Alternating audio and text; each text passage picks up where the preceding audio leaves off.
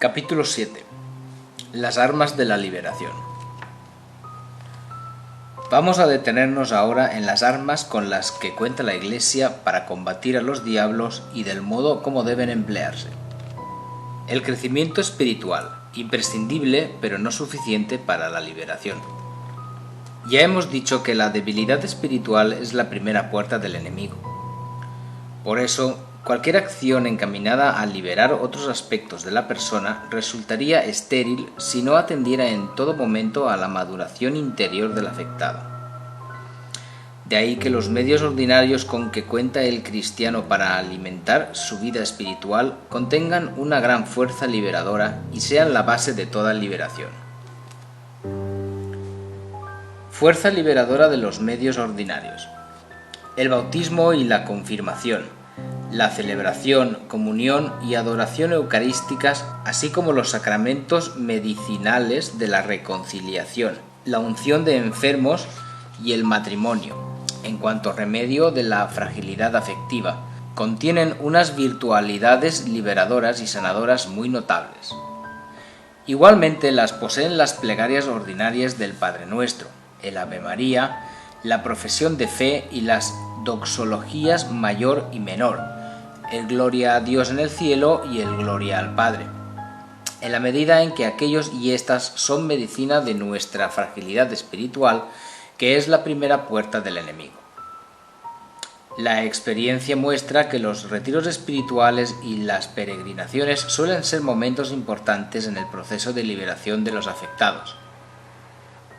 Eso se debe a que las oraciones de sanación y liberación han de tener como requisito imprescindible y pilar fundamental la apertura de los afectados al crecimiento espiritual, para lo cual deben proveerse los medios más adecuados en cada caso, así como asegurar que los afectados cuenten con el adecuado acompañamiento espiritual. Especial fuerza liberadora contiene la alabanza. La experiencia me ha mostrado que quizás sea lo más liberador. Cuando todavía estaba iniciándome en este ministerio, ya entendí que así me lo indicaba la Virgen. Fue durante una oración de intercesión que se celebraba en una parroquia donde estaba de paso, en la que tuve que hacerme cargo por sorpresa de la liberación de una persona que inesperadamente entró en trance, atemorizando a los presentes con unos chillidos como los que nunca había escuchado hasta ese momento. Hice diversas oraciones de liberación, pero el afectado no salía del trance, con lo que proseguí rezando, pues estas oraciones no se deben interrumpir hasta que la manifestación diabólica no termina, y no como hacía un exorcista a quien su superior le había dicho que se limitara a leer el ritual, con lo que alborotaba a los demonios, pero concluía el exorcismo sin haberlos expulsado, dejando al paciente en trance ante el estupor de sus acompañantes. Pues bien, después de un buen rato de esfuerzos aparentemente inútiles, pedí interiormente a la señora que encargara a San Miguel que nos guiara sobre qué más podíamos hacer. Y a los pocos segundos, la persona, que estaba tumbada en el suelo, levantó el puño derecho cerrado, cosa que me llevó a pensar que iba a pegarme, hasta que vi que mantenía el brazo en ángulo recto, mientras decía: «Bendito y alabado sea el Padre», y después de bajar el brazo volvió a alzarlo de la misma forma mientras añadió: «Bendito y alabado sea el Hijo». Mientras me preguntaba quién estaría hablando, pues el paciente estaba en trance y los demonios no dicen esas cosas, uno de los presentes me sugirió, mostrándome una medalla de San Miguel: «Padre, es San Miguel que está blandiendo su espada». En ese momento comprendí que la Virgen había atendido mi súplica y había enviado al príncipe de la milicia angélica, que se estaba comunicando mediante la persona que padecía la posesión, para mostrarnos cómo salir de aquel atolladero. 53 a pie de página. No se trataba de una posesión de la persona por parte de San Miguel, sino de que Dios mostró el camino a través de su mensajero, que se comunicó a través del poseído en trance. Así sucede a veces.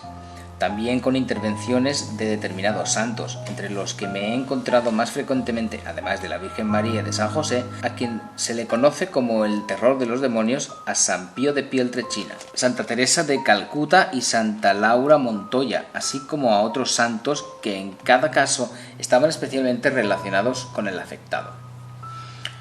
Estos fenómenos hay que discernirlos con extrema cautela porque el mismo Satanás se disfraza de ángel de luz, 2 Corintios 11:14, razón por la cual el ritual de 1614, aún señalando que hay preguntas que deben hacerse a los demonios, como el número de espíritus inmundos, su nombre, cuánto tiempo hace que han entrado, o algunas por el estilo, título 11, capítulo 1, número 15, advierte al exorcista que no se deje enredar, más bien haga callar al espíritu inmundo y que responda solo a lo que se le pregunta.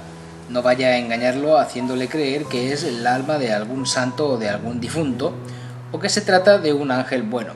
Para discernir el origen de estas manifestaciones hay que fijarse si contribuyen o no a la alabanza a Dios y al bien de las personas. Inmediatamente secundé al arcángel mientras decía: bendito y alabado sea el Espíritu Santo, y proseguí en las alabanzas, apoyado ya por el resto de los presentes, hasta que enseguida el inmundo, profiriendo un gran grito, salió de la víctima abatido. Lo que no había conseguido expulsar a los malignos durante casi una hora, la alabanza lo logró en un instante. No lo soportan el aleluya, alabad a Yahvé, rezado o cantado, el Magnificat, las doxologías mayor y menor, el santo, santo, santo es el Señor, las jaculatorias de reparación de las blasfemias, los salmos de alabanza, la recitación de las bienaventuranzas o de las 7 palabras de Jesucristo en la cruz, la invocación repetida de los nombres de Jesús o de María, la repetición del significado del nombre de San Miguel, quien como Dios, y otros modos de alabanza, además de producir un beneficio de sanación interior inconmensurable, son como torpedos ante los que no resisten las defensas de los inmundos, obligándoles a marcharse, y campana de protección poderosísima para que no lleguen a entrar. Respecto del poder de protección de la alabanza, me viene ahora a la mente el efecto fulminante que tuvo en varios de mis pacientes que sufrían por la noche pesadillas o vejaciones sexuales diabólicas, escribir en tiras de tela las bienaventuranzas y las 7 palabras de Jesús en la cruz para, una vez exorcizadas, emplearlas según el caso o bien como diadema o bien cosiéndolas al pijama. Redescubrir y aprender a ejercitar el poder liberador y sanador de la Iglesia. Pero con ser los más importantes, estos medios no bastan para liberarse de la acción extraordinaria de los diablos. No olvidemos que el bautismo perdona el pecado, la culpa y sus penas temporales y eterna. 54 pie de página. Catecismo de la Iglesia Católica número 1263. Pero no remedia ciertas consecuencias, como los sufrimientos, la enfermedad, la muerte o las fragilidades inherentes a la vida, como las debilidades de carácter, etc., así como una inclinación al pecado de la tradición llamada concupiscencia. Es decir, para liberarse de las actuaciones extraordinarias de los enemigos contra nuestro psicosoma, no basta cuidar la vida espiritual, por más que ello sea lo más importante, como afirmaba un sacerdote a personas que, afectadas por influencia diabólica, le pedían oración de liberación. No, tú no estás poseído, les replicaba a unos y a otros sin respetar su sufrimiento. Tú reza con fe un Padre Nuestro, que es lo más liberador que existe, y basta. Esa respuesta no asume los sufrimientos de las personas ni sus causas profundas.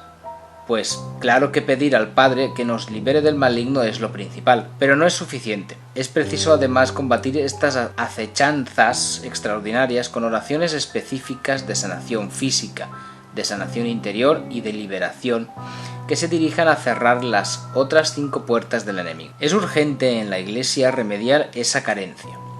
Los ministros ordenados hemos recibido una formación para administrar los sacramentos que hacen realidad el reino de Dios en la vida del cristiano a través de su espíritu, pero no nos han dado información sobre estos otros poderes de sanación y liberación del cuerpo, que para acreditar la verdad de aquella transformación espiritual que no se ve, Jesucristo confió a su Iglesia, principalmente a los 12 apóstoles y a los 72 discípulos, pero también a todos los que creyeran en él, según ya se ha dicho. Ya he narrado el asombro que me fue embargando a medida que descubría la autoridad del sacerdote sobre los diablos. Pues otro tanto me sucedió cuando, por mediación de la Virgen Santísima, descubrí la fuerza sanadora de la imposición de las manos sacerdotales. Fue al hacerlo sobre una madre que, durante un exorcismo sobre su hijo, se puso mal al ver a su hijo en trance. La tenía enfrente, al otro lado de la camilla, junto a la cabecera de su hijo.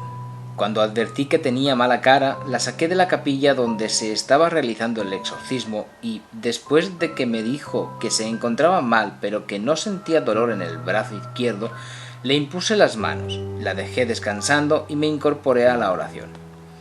A los pocos minutos, preocupado, volví a abandonar la capilla y aunque la mujer me repitió lo mismo, volví a imponerle las manos e interrumpí el exorcismo para que la llevaran a urgencias de un hospital cercano, donde le diagnosticaron el síndrome de corazón roto. En unas horas la estabilizaron y días más tarde le dieron el alta médica. 4 meses después vino a verme el matrimonio para que estuviera al tanto de que la Virgen les había hecho saber que no murió en aquel momento porque ella lo impidió con sus manos a través de la imposición de las del sacerdote y que debían venir a comunicármelo ya que estaba ajeno a lo sucedido. Algo similar se produjo cuando, encontrándome de vacaciones, impuse las manos sobre una mujer que, estando muy delicada de salud, había tenido un desmayo al acabar la Eucaristía de la fiesta de la Virgen del Carmen, que es la patrona de ese pueblo costero. En cuanto me desvestí de la casulla y el alba, pedí permiso al médico de la UBI móvil para entrar en la ambulancia a rezarle,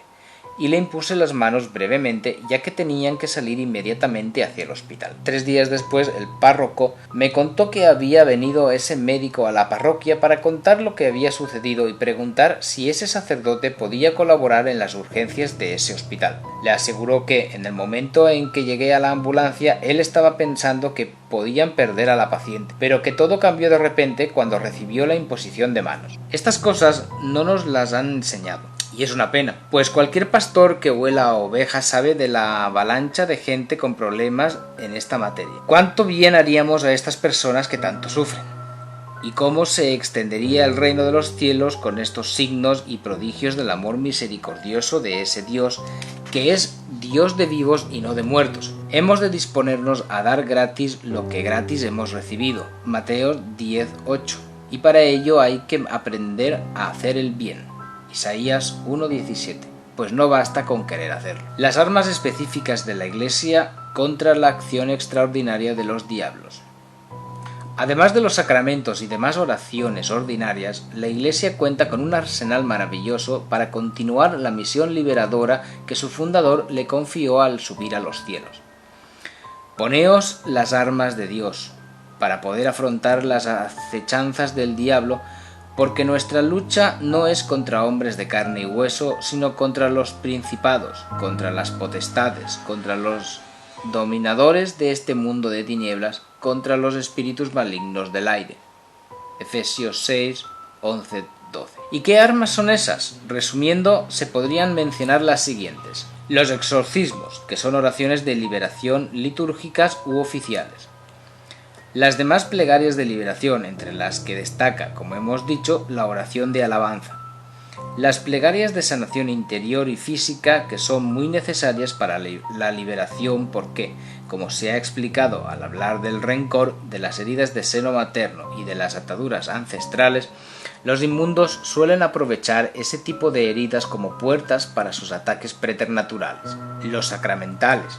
La Iglesia, usando el poder de las llaves que Jesús puso en sus manos, ha instituido diversos sacramentales, de los que algunos son especialmente liberadores: el agua, la sal, el aceite y el incienso exorcizados, así como el exorcismo y bendición de objetos piadosos, como la cruz de San Benito, velas, imágenes de ángeles y santos. Y todo ello sin olvidar la especial fuerza liberadora de la palabra de Dios. El exorcismo, la oración de liberación y la oración de sanación. El exorcismo es un sacramental, una oración de liberación litúrgica, es decir, que la Iglesia ejerce oficial y públicamente con autoridad en nombre de Jesucristo. En la disciplina canónica vigente, sus fórmulas de precativas e imperativas, ambas son exorcismos, no solo las imperativas, solo las pueden realizar los obispos diocesanos y los obispos y presbíteros designados para ello. En el actual ritual, los exorcismos se reservan para los poseídos y los lugares infestados, y pueden impartirse a bautizados, aún excomulgados y a no bautizados, pues al no ser un sacramento puede administrarse a todo tipo de personas. Los demás sacerdotes y diáconos pueden emplear los ritos preparatorios del ritual, exorcizar y bendecir los susodichos sacramentales, y realizar los exorcismos menores del rito del bautismo, así como, según señala el propio ritual, las restantes oraciones de liberación, sean en forma de precativa o imperativa, que tanto unas como otras no son exorcismos litúrgicos, sino plegarias privadas que se hacen en el nombre de Jesucristo, que pueden usarse contra todo tipo de acciones extraordinarias de los malignos y que, al ser oraciones de intercesión privadas, no requieren ningún permiso especial para que se realicen. Las oraciones privadas de liberación también pueden ser efectuadas por cualquier bautizado o grupo de bautizados que actúen con fe. Ver Marcos 16:15 y siguientes. Pero en este caso, como ha señalado la autoridad eclesiástica, de ordinario no deberían realizarse de forma imperativa dirigiéndose a los demonios. En el nombre de Jesús, corto toda atadura o te ordeno, espíritu del mal, que salgas, sino de modo deprecativo. Señor, corta toda atadura, esto es, pidiendo la liberación a Dios, también a través de la Virgen, de los ángeles bienaventurados y de los santos. Teniendo en cuenta que existen muchas publicaciones escritas y audiovisuales en las que no se cuida este aspecto, subrayo esa indicación de la jerarquía para evitar que a alguien le pueda ocurrir lo que le sucedió en Éfeso a aquellos exorcistas judíos que imperaron en el nombre de Jesús al demonio y a quienes éste les respondió que sabía quién era Jesús, a quien Pablo predicaba, pero que, ¿quiénes eran ellos para permitirse tal conjuro? Y los dejó desnudos y apaleados. Ver Hechos 19:15 y siguientes. Y es que aunque es cierto que San Marcos cuenta en el final de su evangelio que Jesús afirmó que cualquiera con fe podría sanar y liberar, es difícil asegurar que en un momento determinado contamos con la fe necesaria para enfrentarnos sin riesgos a los inmundos con conjuros. Parece preferible combatirlos con oraciones deprecativos. En el caso de los ministros ordenados es diferente, a causa del poder recibido en la ordenación diaconal o sacerdotal para actuar in persona Christi, en el nombre de Jesús y por el poder de su Espíritu, y por eso, a diferencia de la tradición litúrgica romana, en que solo se hacían exorcismos en forma de precativa, en la liturgia hispana y galicana, no ha habido inconveniente en proferir los exorcismos en forma imperativa. Tanto el ritual de 1614 como el de 1998 recogen ambos tipos de exorcismos, comenzando con uno deprecativo y rematando con el imperativo o conjuro. Esta cuestión conviene tenerla presente también al realizar oraciones de sanación, de las que las de sanación interior son muchas veces muy importantes, tanto para favorecer la liberación de los pacientes como para prevenir la recaída una vez que ya se han liberado. En virtud del sacramento del orden, cuando un ministro ordenado impone las manos pidiendo la sanación de un enfermo, es Jesús quien actúa, muchas veces a través de las manos de la Virgen, y salvo que el ministro lleve doble vida, no hay riesgo de que transmita influencias negativas provenientes de sus carencias personales. Pero cuando impone las manos un laico que no tenga la vida de fe suficiente como para que se cumpla la promesa de Jesucristo, lo que puede suceder es que el maligno aproveche ese contacto para influir negativamente en quien recibe la imposición de manos. Es muy bueno que en las celebraciones comunitarias de oración unos intercedan por otros, pero me parece imprudente fomentar que además se impongan las manos entre sí o que se encargue a laicos imponer las manos para la efusión del Espíritu o para la sanación de enfermedades. Es cierto que el Señor indicó a los suyos al despedirse que los que tuvieran fe sanarían con la imposición de manos y expulsarían demonios en su nombre.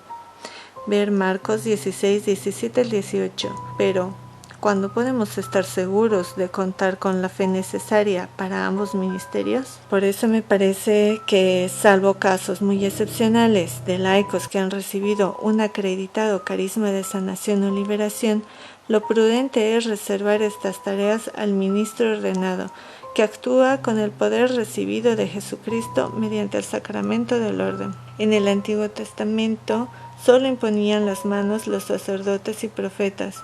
En el Nuevo Testamento lo hacían Jesucristo y los apóstoles, pero no la generalidad de los cristianos. Imponer las manos es signo de ejercer un poder que se tiene y por eso ha de entenderse como un signo propio de quienes tienen el sacerdocio ministerial, o entre los que solo poseen el sacerdocio común bautismal, de quienes han recibido el carisma de sanación. Confrontar J.A. Fortea, Un Dios misterioso, normas, pautas y consejos para la renovación carismática católica. Zaragoza 2010, edición 2 latidos, número 48. La experiencia me ha enseñado que, de otro modo, lo que podría conseguirse con ello es facilitar a los demonios extender influencias negativas en la comunidad correspondiente, produciéndose aquel desorden al que San Pablo se refiere muy preocupado en su primera carta a los Corintios. Nota al pie de página. Según la gravedad de la afección diabólica, el alivio que experimenta el paciente dura más o menos tiempo, de forma tal que si se renueva la oración cuando el efecto liberador se ha extinguido, el afectado vuelve al estado en que se encontraba antes. Es como un medicamento que si no se dosifica adecuadamente no surte el efecto para el que se ha administrado, pero no se consigue avanzar en la liberación. Y se debe saber que, a diferencia de los sacramentos, que han de administrarse presencialmente, estas oraciones pueden realizarse a distancia, no solo por teléfono o videoconferencias, sino sin contar con ningún contacto telemático con el afectado. La oración es una realidad espiritual que trasciende las distancias. Es sabido que Pío XII exorcizó a Hitler mirando desde la ventana del apartamento papal en dirección a Alemania.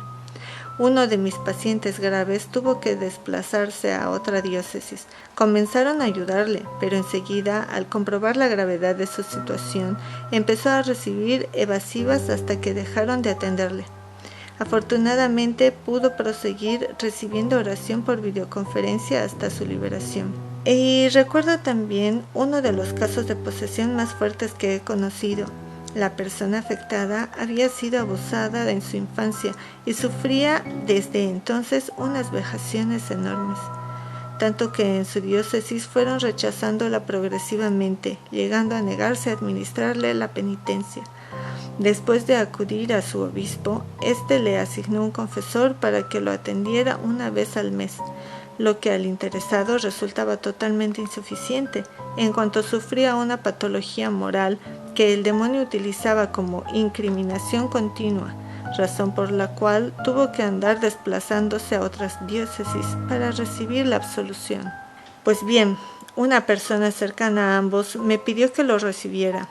Le hicimos el discernimiento varios ministros, de forma que se pudo determinar cómo atacar el problema y se acabó decidiendo que le hiciera el seguimiento un ministro por teléfono, buscando a alguien que acompañara a esta persona durante las oraciones. Gracias a Dios, la situación ha cambiado radicalmente, esperando que sea pronta su total liberación. Cuestión distinta es que haya que ser prudentes para emplear estas tecnologías solo cuando se tiene garantía de que no se trata de una farsa organizada por medios amarillistas. Pero la distancia no dificulta la oración. ¿Cuántas veces he abierto un mensaje tiempo después de que se emitiera pidiendo ayuda y al poco he recibido una comunicación del interesado que me decía que había mejorado a una hora concreta, que era el momento en que por mi parte había intercedido por su liberación? Otras armas para la liberación: sacramentales, invocación de los santos y la palabra. En el actual ritual se mencionan algunos sacramentos, se emplea la Santa Cruz en diversos momentos y se recurre a la intercesión de los santos como elementos de liberación. Y es que son muy liberadores los sacramentos del agua, la sal, el aceite y el incienso exorcizados. El agua, la sal y el incienso son para ahuyentar a los demonios, el aceite para sanar, y tanto este como el agua y la sal exorcizados pueden ingerirse, lo cual es muy adecuado para los casos en que el paciente tomó algún alimento o bebida hechizados. Y también supone una buena ayuda el empleo de imágenes del Señor, la Virgen y los arcángeles, así como las imágenes y reliquias de su Santa Cruz o de los santos, siempre que hayan sido debidamente exorcizadas y bendecidas y no provengan de tiendas de santería. Especial importancia tiene la ayuda de la Virgen Santísima en este ministerio de consolación en el Espíritu. Siempre he palpado su compañía al ejercerlo, impactado por su majestad cuando ella se presenta, pues enseguida se hace con la situación en los momentos álgidos de combate y ante ella los inmundos huyen como ratas aterrorizados, mientras la capilla se llena de paz. Por algo la invoca la Iglesia como Reina de los Ángeles y Consoladora de los afligidos. Y por eso es muy frecuente que los procesos de liberación culminen durante peregrinaciones a su santuario. Tanto en el antiguo ritual como en el nuevo se recurre a la palabra de Dios como un elemento del que la Iglesia ha comprobado siempre su efectividad liberadora. Es lógico que suceda así, puesto que Cristo es la palabra de Dios encarnada, y por eso su lectura les produce tanto terror a los inmundos, que tratan de impedir su proclamación en estas oraciones, privando al paciente del control de sí mismo. Cada que he presenciado esos bloqueos, no he proseguido el rito hasta obligar a los demonios a que dejaran al poseído proclamar él mismo la palabra, pues ese acto es memorial que los debilita enormemente, en cuanto que hace vivo en ese momento aquello que la palabra les recuerda sobre el poder liberador del Señor. Además de los santos y pasajes evangélicos que el ritual ofrece, también pueden emplearse otros textos bíblicos como el de las bienaventuranzas, los de las 7 palabras de Cristo en la cruz, u otros especialmente efectivos contra los inmundos. Asimismo, puede recurrirse a la palabra para impetrar ayuda al Espíritu Santo, abriendo la Biblia aleatoriamente, mientras se le pide discernimiento durante el proceso o que concrete al paciente algún aspecto que considere conveniente transmitirle, para su ilustración, fortalecimiento o consuelo. Virtualidades y carencias de los rituales de 1614-1998. No quiero terminar este apartado sin referirme brevemente a mi experiencia en el empleo de ambos rituales de exorcismo, que se ha tendido a contraponer desde la entrada en vigor del ritual de 1998, pero que según mi experiencia pastoral son instrumentos complementarios que no deben contraponerse. Carencias del nuevo ritual. Estoy de acuerdo con los comentarios del Padre Mort cuando le entrevistaron poco después de publicarse las traducciones del nuevo ritual de exorcismos. Decía que los cardenales que hicieron los praenotanda y los expertos que elaboraron el ritual ni habían estado jamás en un exorcismo ni consultaron a los exorcistas, con lo que el resultado fue poco práctico y las oraciones exorcísticas resultaron menos contundentes que las antiguas. Además, el exorcismo romano añadía con toda razón que resulta un craso error determinar que no se haga exorcismo hasta que no exista la certeza de la existencia de una posesión, pues esta certeza no suele obtenerse hasta que no se ataca al demonio con oraciones exorcísticas. Nota al pie. Esta disposición planteó durante un tiempo dificultades a los exorcistas que se preguntaban cómo discernir la existencia o no de una posesión sin realizar el exorcismo. Hasta que Benedicto XVI, siguiendo el espíritu de renovación en la continuidad, autorizó el uso de los rituales anteriores con el motu proprio Summarium Pontificum del 2 de junio del 2007. Confrontar Alberto Soria Jiménez. Los principios de interpretación del motu proprio Summarum Pontificum. Presentación del Cardenal Antonio Cañizares, Madrid 2014. Edificio Ediciones Cristiandad. Así lo confirmó Monseñor Guido Pozo, secretario de la Pontificia Comisión Ecclesia Dei, dependiente de la Congregación para la Doctrina de la Fe, en una carta fechada en el Vaticano el 13 de diciembre de 2011, en que respondió afirmativamente a la consulta efectuada por el padre Francesco, presidente de la Asociación Internacional de Exorcistas y exorcista de la Diócesis de Roma, sobre la posibilidad de emplear el ritual de 1614. Por lo demás, también se puede realizar ese discernimiento empleando las oraciones contenidas en los números 39 al 59 del ritual de 1998, que preceden a las formas deprecativas e imperativas de exorcismo. Números 61 y 62 del ritual de 1998, así como cualesquiera otras oraciones privadas de liberación. Por mi parte, agregaría que esa falta de experiencia les llevó además a dos errores muy notables. El primero afecta a los praenotanda, donde se restringe el empleo del exorcismo a 2 de las 7 afecciones preternaturales, la posesión y la infestación de lugares, dejando en el limbo de la desatención las infestaciones de objetos, de plantas y animales, las vejaciones, las obsesiones diabólicas y las influencias u opresiones diabólicas, lo cual, además de una gravísima falta de caridad con los afectados, supone una ruptura con la tradición viva de la Iglesia, que siempre ha atendido a todos los atribulados por los espíritus inmundos, cualesquiera que fuesen las afecciones que padecieran. El segundo defecto concierne a las oraciones propiamente exorcísticas.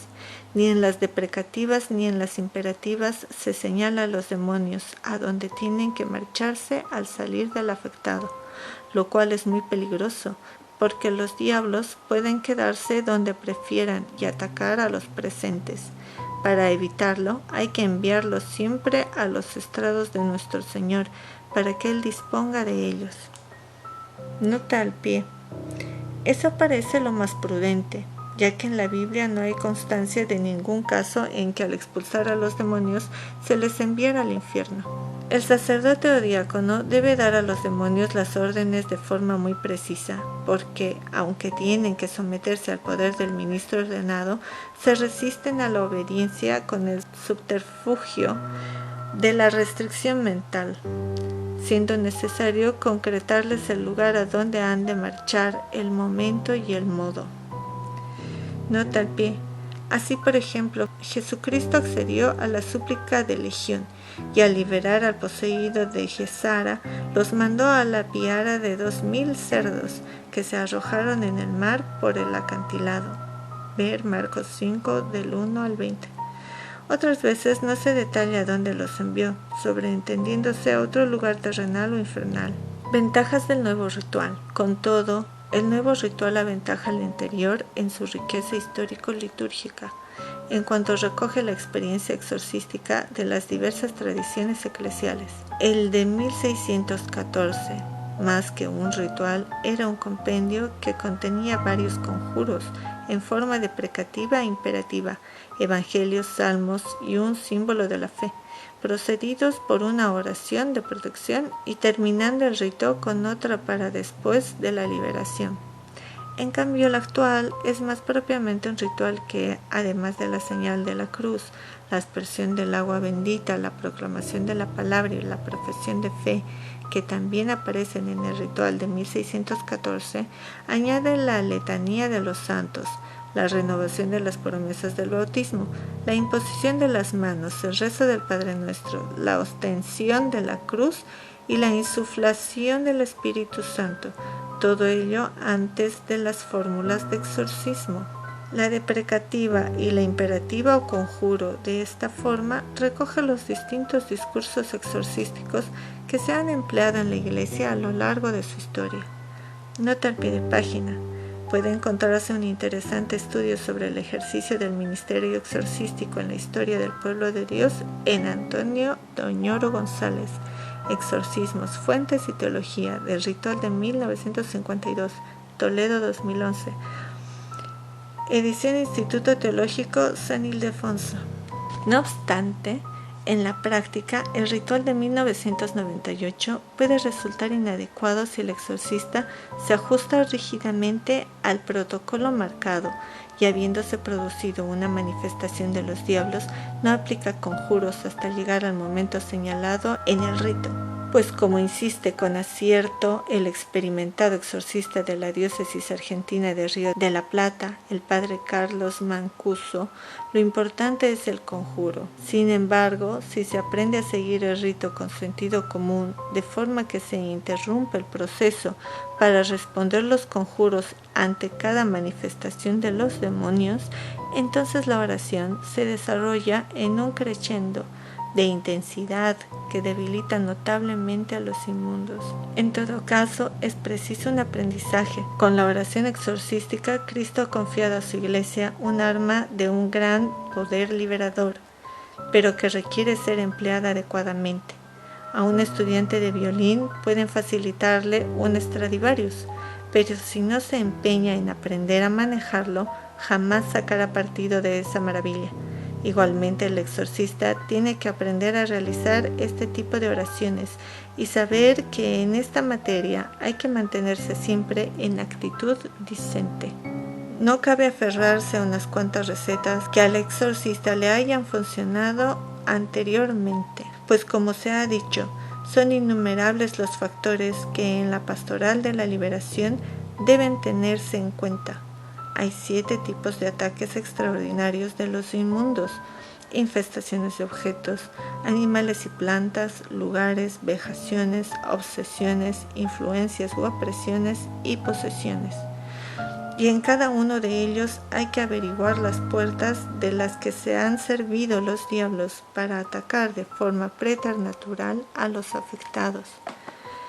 Por otra parte, hay que tener en cuenta que los procesos de liberación funcionan como la licuación de un iceberg y que por eso a veces lo que al principio pareciera una influencia, más tarde puede descubrirse que era posesión, y los diagnósticos pueden variar considerablemente, así como la determinación de los remedios que convenga emplear en cada caso. Y todo ello sin olvidar que, como las diferencias entre los seres angélicos son mucho más marcadas que las que existen entre las criaturas corpóreas. Nota al pie de página. Santo Tomás de Aquino fundamenta esa originalidad de cada ser angélico en que, como los ángeles, no están compuestos de materia y forma. Hay que concluir que es imposible que haya 2 ángeles de la misma especie. Suma teológica. Número 50 a 4c. Las naturalezas y los modos de obrar de los ángeles son variadísimas y muy difíciles de clasificar de forma simplista.